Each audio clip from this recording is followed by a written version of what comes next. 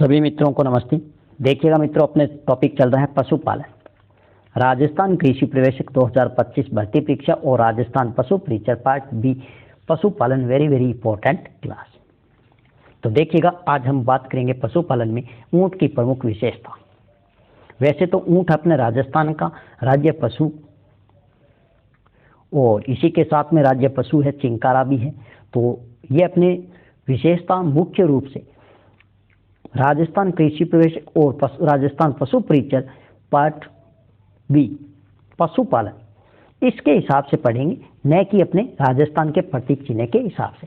प्रतीक चिन्ह की अलग से एक वीडियो बना दूंगा, उसमें अपने बात कर लेंगे राजस्थान में ऊंट के बारे में। आज हम बात करेंगे उन्हीं बिंदुओं पे जहां से राजस्थान कृषि प्रवेशक भर्ती परीक्षा और पशु परिचर में प्रश्न पूछने की पूरी संभावना है। तो मित्रों, अगर आपको वीडियो अच्छी लगे तो वीडियो को अधिक से अधिक शेयर करें, लाइक करें, कमेंट करें और यूट्यूब चैनल को सब्सक्राइब करें। सबसे पहले मैं बात करूं तो इसकी सामान्य जानकारी और नस्लें। तो इसका वैज्ञानिक नाम है, यह आपको अच्छे से ध्यान रखना है। वैज्ञानिक नाम, एक कुबड़ वाला ऊंट है, इसे भारतीय ऊंट भी कहा जाता है और इसका वैज्ञानिक नाम आपको अच्छे से ध्यान रखना है, कैमेलस ड्रोमेडेरियस। कैमेलस ड्रोमेडेरियस। और इसमें गुणसूत्रों की संख्या है वो 2 बराबर कितनी है, 74 है। यह आपको अच्छे से ध्यान रखना है। इसका कुल है वो क्या है, कैमेलिडी। कुल है वो क्या है, कैमेलिडी। और एक ऊंट आता है 2 कुबड़ वाला, जो लद्दाख क्षेत्र में पाए जाते हैं, जिसे कहते हैं कैमेलस बैक्टीरियंस। और इनमें गुणसूत्रों की संख्या 2 बराबर 7 है। लेकिन इंपॉर्टेंट यह है सबसे अधिक एक कुबड़ वाला ऊंट, भारतीय ऊंट, जिसे कहते हैं कैमेलस ड्रोमेडेरियस। ठीक है। और इसमें गुणसूत्रों की संख्या अच्छे से ध्यान रखना है, 74 है। और कुल है वो क्या है, कैमेलिडी। अब प्रश्न यहां से पूछा गया एग्रीकल्चर सुपरवाइजर, वेरी इंपॉर्टेंट। आगामी परीक्षा में यहां से प्रश्न देखने को मिलेंगे।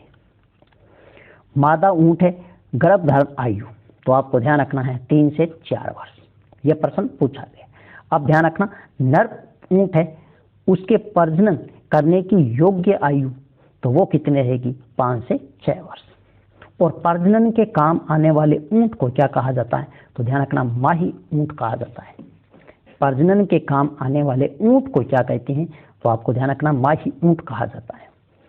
एक आता है बद्याकृत ऊंट, तो ये आपको अच्छे से ध्यान रखना है, गिल्डिंग। क्या कहलाता है, गिल्डिंग। अब ये जो ऊंट होता है, ये मध्य या गर्मी, जो ऊंटनी होती है वो गर्भ धारण के लिए, तो ध्यान रखना इसे क्या कहते हैं, मध्य या गर्मी, या इसे क्या कहते हैं, पीरियोडिकल सेक्सुअल को क्या कहते हैं ऊंट में। तो यह प्रश्न भी पूछा गया है, इसे क्या कहते हैं, रक्त या मस्त। Very important. अब मादा है, उसका भार कितना रहेगा, तो आपको ध्यान रखना है, मादा ऊंटनी है, उसका भार कितना है, 4 से 6 क्विंटल।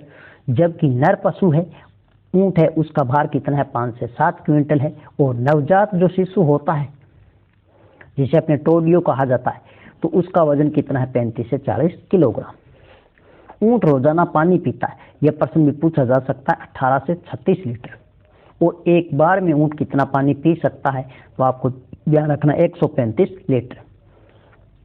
और पानी है, इसमें प्रत्येक दिन नमक की मात्रा कितनी देनी चाहिए ऊंट को, तो आपको ध्यान रखना है 75 से लेकर 150 ग्राम। नेक्स्ट अगर मैं बात करूं बारीक बालों की परत है, बारीक बालों की परत, इंसुलेटर, ये कुचालक होते हैं। ये विद्युत के क्या होते हैं, कुचालक होते हैं। ऊंट के आपने देखा होगा शरीर पर बारीक बालों की एक परत होती है, जिसे क्या कहते हैं, इंसुलेटर, जो विद्युत की कुचालक होती है। यह एक ऊंट के ऊपर एक कुब्बड़ होता है, और कुब्बड़ होता है उसमें क्या भरी होती है, वैश्य उत्तक होते हैं, जो ऊंट की ऊर्जा का एक मुख्य साधन है। यह आपको ध्यान रखना है। ऊंट के जो शरीर पर कुब्बड़ होता है, उसमें वैश्य उत्तक होते हैं, वसा के उत्तक होते हैं, जो ऊर्जा का एक साधन है। अब यह प्रश्न भी पूछा जा सकता है, ऊंट है, इस पर कुल खर्चा कितना आता है, 60 से लेकर 70% इस पर कुल खर्चा आ जाता है।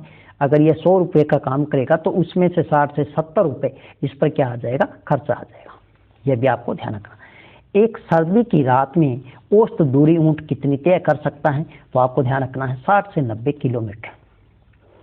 60 से 90 किलोमीटर। अगर आपसे पूछे प्रति घंटा, क्या पूछे, प्रति घंटा, तो प्रति घंटा है वो ऊंट कितना चल सकता है, 3 से 5 किलोमीटर। अगर हम बात करें चारा, तो चारा ध्यान रखना, शरीर भार का सूचक चारा है वो ऊंट कितना खाता है, तो 1.5 से 2%। और हरा चारा है वो कितना देना चाहिए, 25%। तो शरीर भार का सूचक चारा है वो कितना देना चाहिए, 1.5 से 2%। 1.5 से 2%। और हरा चारा कितना देना चाहिए, 25%। अब ऊंट है, ऊंटनी है, ऊंटनी का दूध उत्पादन की अगर हम बात करें तो वो कितना रहेगा, 4 से 6 लीटर, जिसमें एक तत्व पाया जाता है उसे कहते हैं लाइसोजाइम। लाइसोजाइम। और एक आता है इंसुलिन। इंसुलिन। और इस दूध में विटामिन सी पाया जाता है। दूध में कौन सा विटामिन पाया जाता है, सी पाया जाता है। तो ये भी आपको ध्यान रखना है। एक प्रश्न पूछा जा सकता है, पानी पीने के बाद लाल रक्त कणिकाओं का आकार ऊंट में बढ़ जाता है, तो वो कितना बढ़ जाता है, 240%। यह प्रश्न आपसे पूछा जा सकता है कि ऊंट का नवजात वो क्या कहलाता है, वो काफ कहलाता है। और निषेचन की क्रिया सबसे इंपॉर्टेंट है, निषेचन की क्रिया, तो वो क्या कहलाती है ऊंट में, कोपुलेशन। कोपुलेशन। और ऊंट में ब्याने की जो क्रिया है वो गाय, भैंस और ऊंट में क्या है, काविंग है। ऊंट की मान्यता प्राप्त नस्लें कौन कौन सी है, तो आपको ध्यान रखना है, बीकानेरी है, जैसलमेरी है, मारवाड़ी है, मेवाड़ी है, कच्छी है, सांचौरी है, मालवी है, खुराई है और मेवाती है। यह प्रमुख ऊंट की क्या है, मान्यता प्राप्त नस्लें हैं। और कुल कितनी नस्लें हैं मान्यता प्राप्त, 9। नेक्स्ट में बात करूं तो 3 नस्लें इंपॉर्टेंट है जहां से प्रश्न पूछे जाते हैं। बीकानेरी नस्ल है, इसे जीप्रा के नाम से जाना जाता है।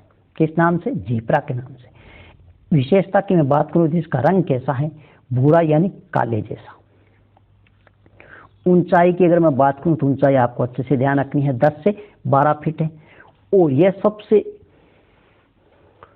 ऊंची नस्ल है, ऊंट की सबसे ऊंची नस्ल है वो कौन सी, बीकानेरी है। और ऊंचाई कितनी है, तो 10 से 12 फीट है। इसका शरीर है वो गठीला है, मजबूत है, आंखें बड़ी चमकदार बाहर निकली। यह विशेषता आपको ध्यान रखना है। ऊंट की कौन सी नस्ल है जिसकी आंखें गोल बड़ी चमकदार बाहर निकली है। एक आपको यह ध्यान रखना है, खोपड़ी गोलाकार व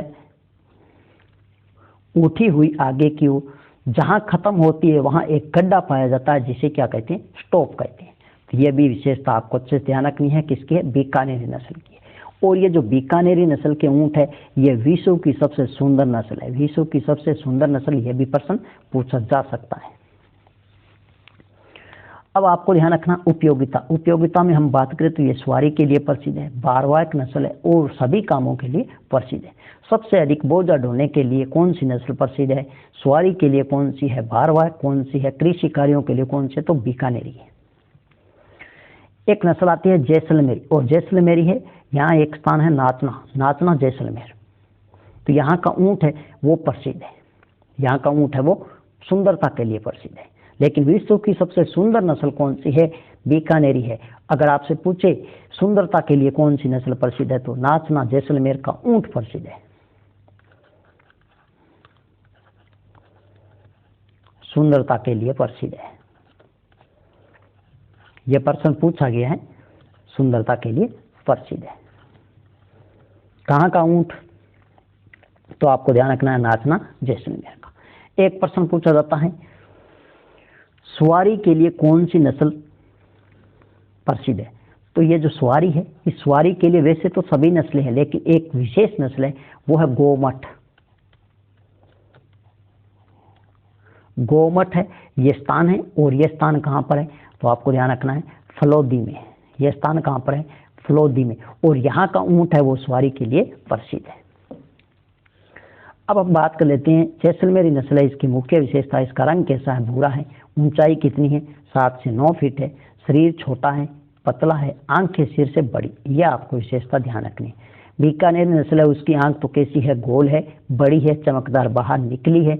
और जबकि जैसलमेरी नस्ल इसकी आंखें है वो सिर से बड़ी है, मतलब सिर के अनुपात से बड़ी है। इसके पैर है वो पतले हैं, हड्डियां हैं वो छोटी है, पांव के तलवे भी छोटे व हल्के। उपयोग की हम बात करें तो इसका उपयोग भारतीय नौसेना के जवान करते हैं। पुलिस के कार्यों में इसका प्रयोग किया जाता है, सर्कस के लिए किया जाता है, दौड़ में इसका किया जाता है, और सर्वाधिक तेज गति से चलने वाली ऊंट की नस्ल है वो कौन सी है? जैसलमेरी। एक नस्ल आती है मेवाड़ी। तो मेवाड़ी मेवाड़ क्षेत्र की है, प्रसिद्ध नस्ल है। विशेषता की मैं बात करूं, इसका भी रंग कैसा है? भूरा है। यह मजले आकार की है, मतलब छोटे आकार की है, पतले है, सुस्त व मजबूत है, नीचे का होठ गिरा हुआ। बस ये आपको ध्यान रखना है। ऊंट की कौन सी नस्ल है जिसके नीचे का होठ गिरा हुआ है? तो आपको ध्यान रखना, मेवाड़ी।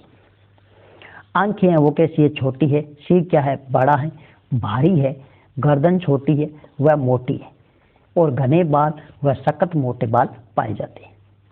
ये थी ऊंट की प्रमुख सामान्य जानकारी, मुख्य विशेषता, जहां से प्रतियोगी परीक्षा में आपको प्रश्न देखने को मिलेंगे।